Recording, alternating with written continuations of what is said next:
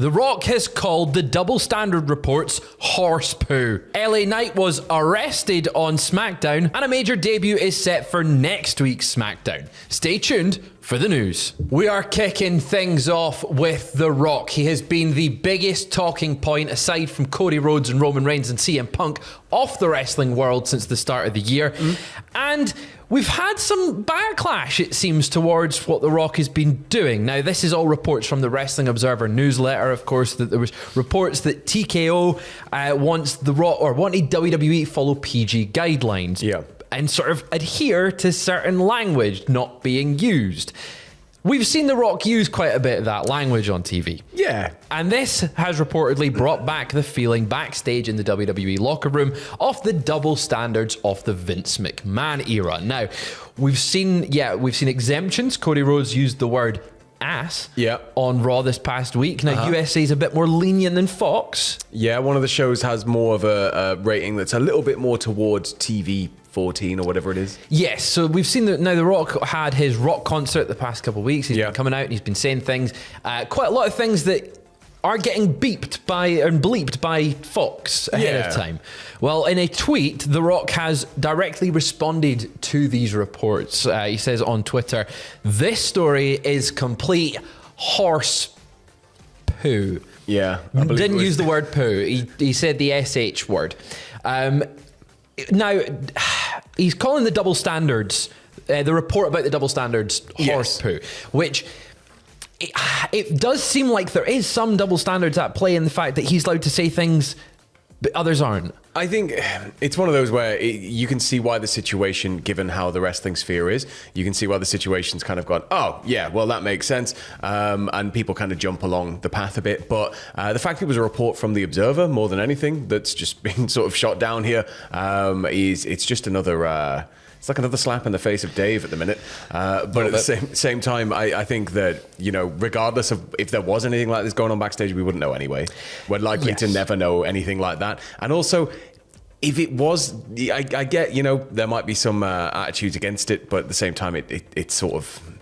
He's going to do what he wants, right? He's The Rock. That's the thing. That's a lot of the argument and also, like, it's when things like that happen, have you noticed that it's talking points, and maybe all of the products should just be like this? I mean, I completely agree. But the line you said there about, it's The Rock, that seems to be the mentality, the response online to this sort of thing. The fact that The Rock can kind of do what he wants because he is The Rock. Yeah, he's one of the biggest stars of all time. Yeah, it's kind of different. I guess it's maybe sponsors that WWE and Fox are going, we don't want your regular talent saying these things.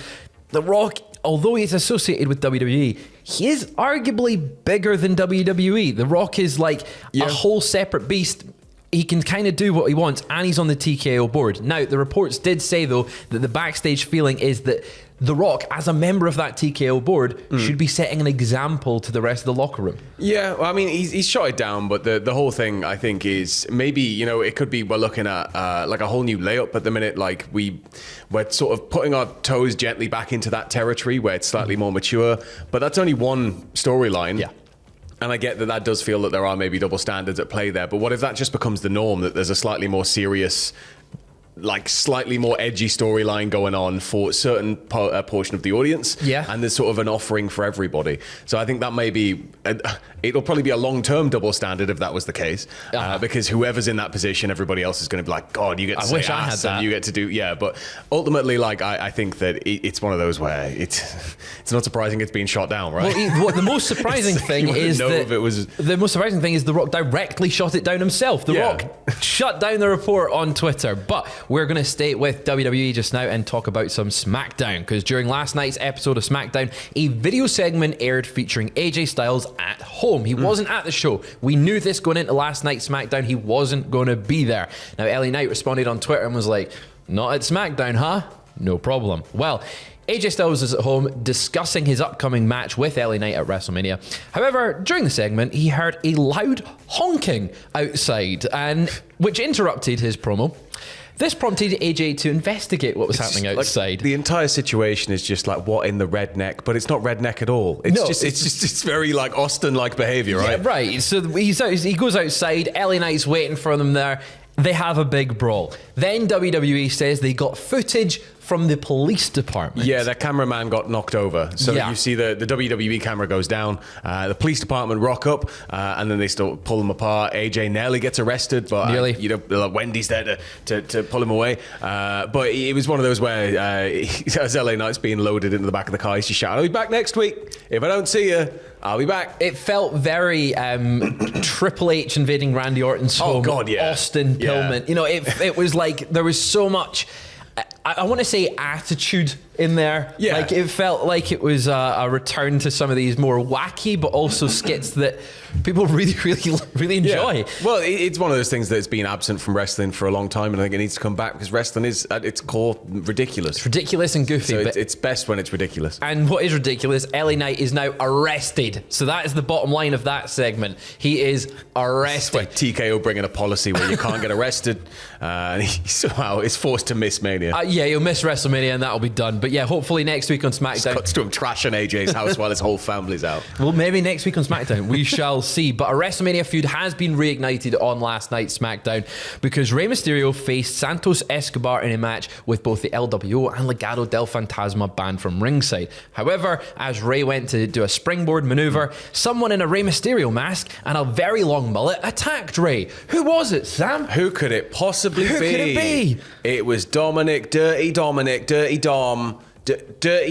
Mysterio. We went from one arrested man to a formerly arrested man. He's a reformed man now. He's served his time. He has served his time. Well, this interference did lead to Santos Escobar securing a victory over Rey Mysterio. He hit a 619 sort of maneuver, and then he beat Rey Mysterio. But it doesn't look like this is the end of the feud here. We saw after SmackDown, Dominic Mysterio clarified that he's still a member of Judgment Day and he has not joined Legado del Fantasma. Yeah. He just really hates Rey, and they have a shared bond for their hatred of Rey. Well, this is it. You know, I think it's a way to just keep stoking those flames because you know it's how Dominic got his start, right? We need to sort of finish the story, Dom. We need to finish the story. Retire your dad. But yeah, essentially that's where I think it's going to end up. And so I think you need to keep stoking the flames every now and then. Teasing it. Keep just teasing it. Keep having Dom rub salt in the wound over and over again. I think that's definitely one way to the way they need to go with it because both Rey Mysterio, Dominic Mysterio, and Santos Escobar don't have matches at this year's upcoming WrestleMania.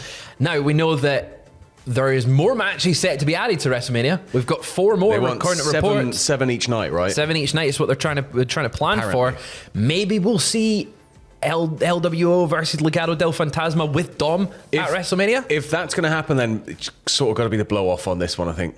I think you could stretch it a little bit more to next year's WrestleMania, and that's where Rey retires. Oh, I think that side of it. I meant the sort of the factional warfare. The faction needs to be done there. We've had this been going for a very, very long time.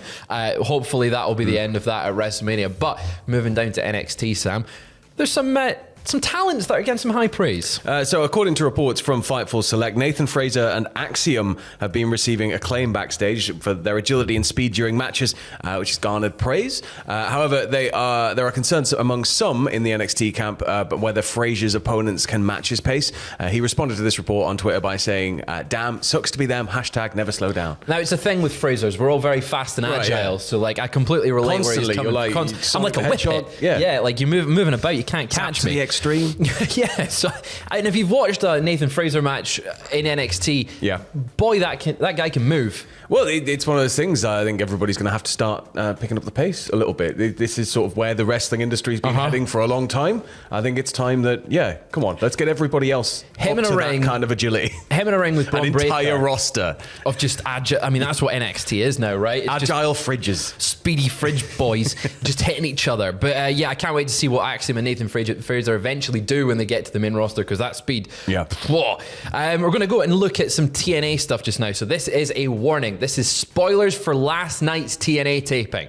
Just plug your ears if you don't want to know. Skip ahead to the time that's on screen right now if you don't want to know the TNA spoilers. Do it. Go to that timestamp. But spoilers for TNA. So last night at the tapings for upcoming shows, Steph DeLander made her return to TNA Wrestling. She participated in a match which will be aired at some point in the future. We're not quite sure what Raw episode. But she wasn't the only one to make a return, because Matt Cardona is back in TNA. He interfered and aided her during the match, and subsequently it's been revealed that Steph Delander, accompanied by Matt Cardona, will challenge for the TNA Knockouts Championship against Jordan Grace at TNA Rebellion on April 20th. I think this is fantastic. Yeah, it's absolutely fantastic for TNA, a company that, you know, right now there's a bit of turmoil. There's a lot of uncertainty going on around TNA and what's been going on there, like with the shake-up of management and everything. But I think this kind of solidifies a step in the right direction, right? Both of these characters, two strong people that I think you can really make very good use of, especially across the company. And Matt Cardona is someone you can build that company around. Yeah, and he's capable of like so much range with he's one of the top guys. Yeah, great get for TNA there, bringing him back into the fold. Speaking of a good get though, SmackDown. SmackDown. Yes, SmackDown. Next week. Sorry. During SmackDown last night, Jade Cargill revealed that she has officially joined the Blue brand. In a video package, she described herself as a once-in-a-lifetime generational talent and the headline. Cargill concluded by confirming her move to SmackDown is official, and her first in-person appearance on SmackDown as a SmackDown star will be next week. Now, there's no word on when she'll actually debut in ring. I assume WrestleMania.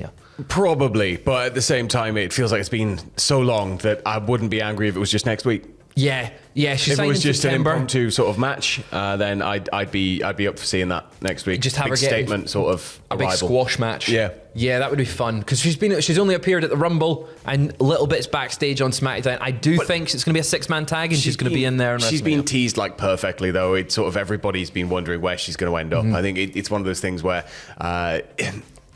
If it goes on any longer, like past Mania, it would have been ridiculous. But yeah, it's got to be WrestleMania that she probably debuts, right? Can't wait to see what Jade does though in the ring. She's one hell of a talent, as she said, generational talent, a headline.